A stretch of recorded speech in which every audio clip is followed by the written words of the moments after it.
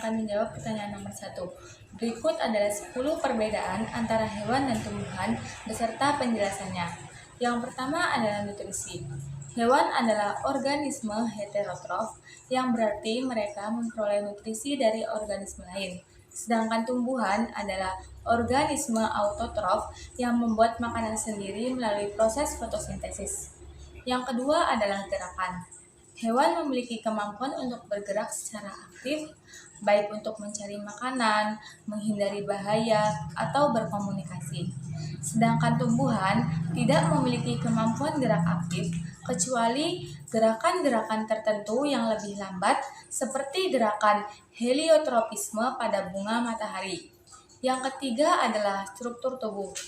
Hewan memiliki struktur tubuh yang kompleks dengan sistem organ yang berbeda-beda sesuai dengan fungsinya. Sedangkan tumbuhan memiliki struktur tubuh yang lebih sederhana dengan organ-organ utama seperti akar, batang, dan daun. Yang keempat adalah reproduksi. Hewan melakukan reproduksi secara seksual, sedangkan tumbuhan dapat melakukan reproduksi secara seksual maupun aseksual. Yang kelima adalah respirasi. Hewan melakukan respirasi dengan menghirup oksigen dan mengeluarkan karbon dioksida. Sedangkan tumbuhan melakukan respirasi sebaliknya, yaitu mengambil karbon dioksida dan melepaskan oksigen. Yang keenam adalah siklus hidup. Siklus hidup hewan biasanya meliputi fase-fase seperti bayi, anak-anak, remaja, dewasa, dan tua. Sedangkan tumbuhan memiliki siklus hidup yang meliputi benih, tumbuh dewasa, berbunga, berbuah, dan kemudian mati. Yang ketujuh adalah pertumbuhan. Hewan tumbuh secara teratur hingga mencapai ukuran dewasa, sedangkan tumbuhan terus tumbuh sepanjang hidupnya tanpa mencapai tahap dewasa yang tetap. Yang kedelapan adalah komunikasi. Hewan dapat berkomunikasi dengan cara yang kompleks, seperti menggunakan suara, gerakan tubuh, atau bahan kimia.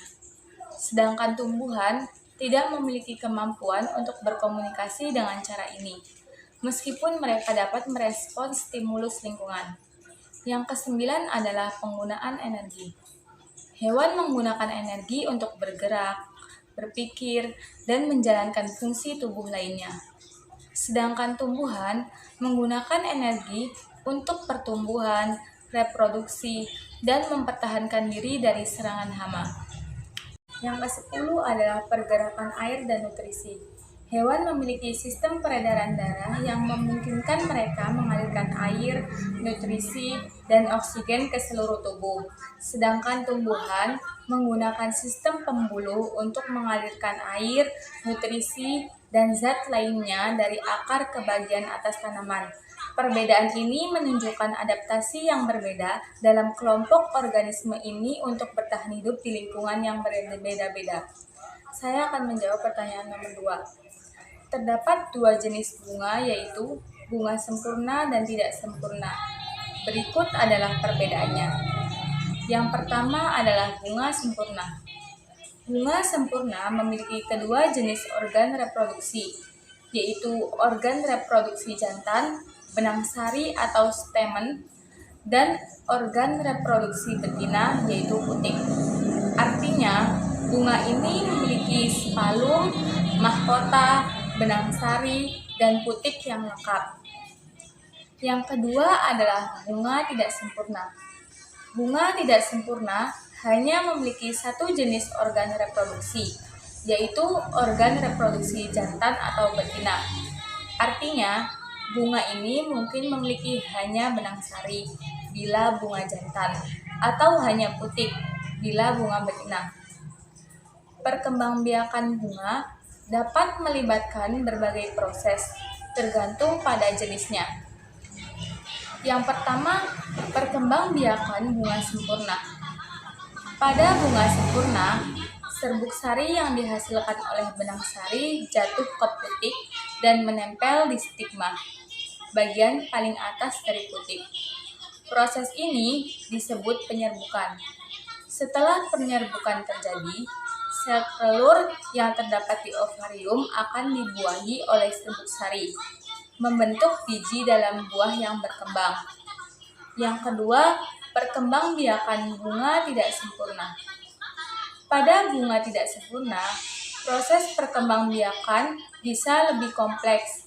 Misalnya, pada tumbuhan seperti tanaman angin-anginan, rumput-rumputan, bunga jantan dan bunga betina berada pada individu yang berbeda.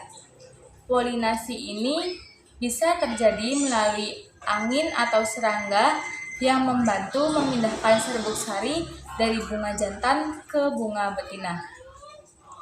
Penting untuk dicatat bahwa ada banyak variasi dalam struktur dan cara perkembangbiakan bunga di alam.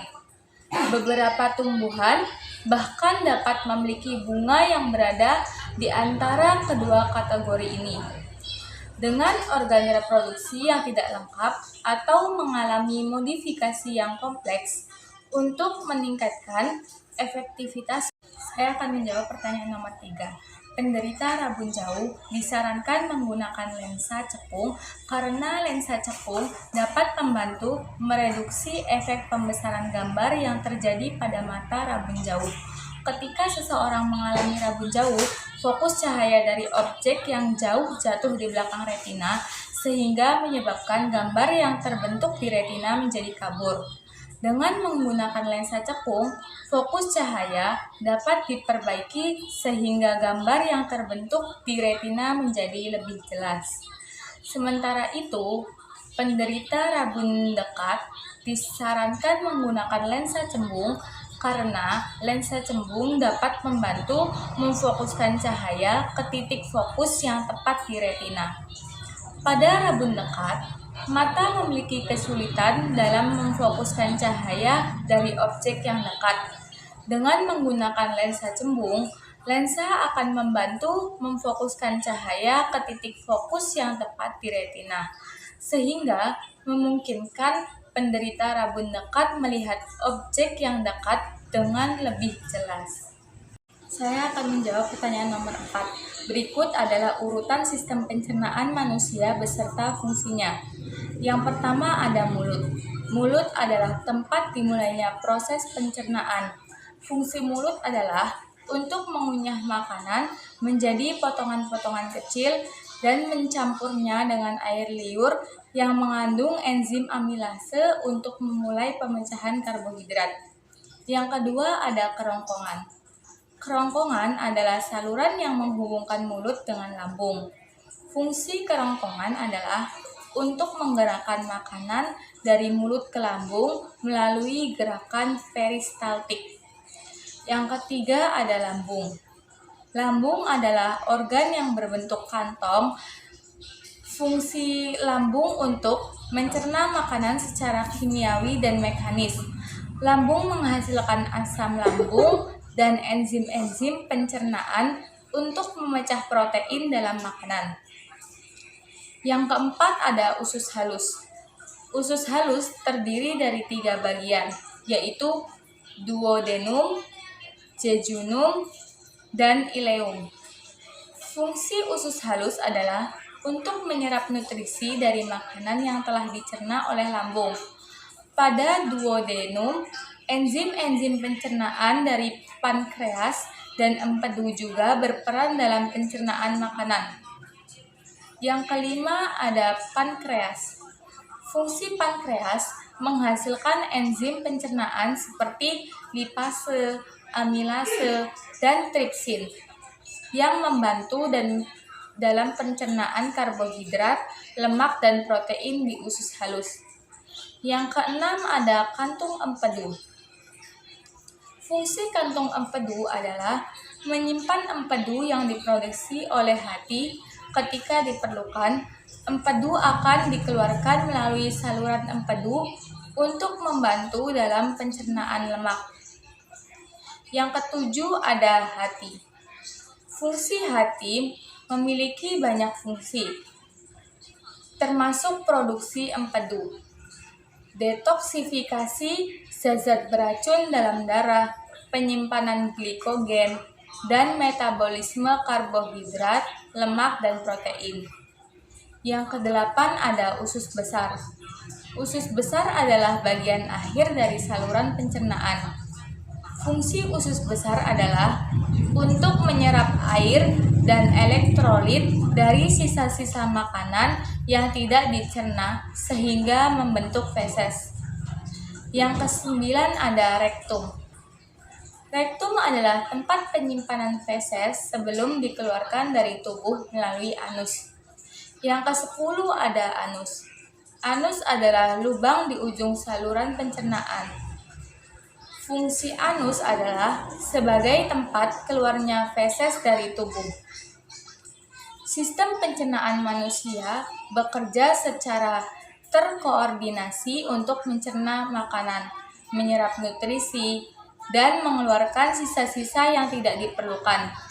Setiap bagian sistem pencernaan memiliki peran penting dalam proses pencernaan yang kompleks ini.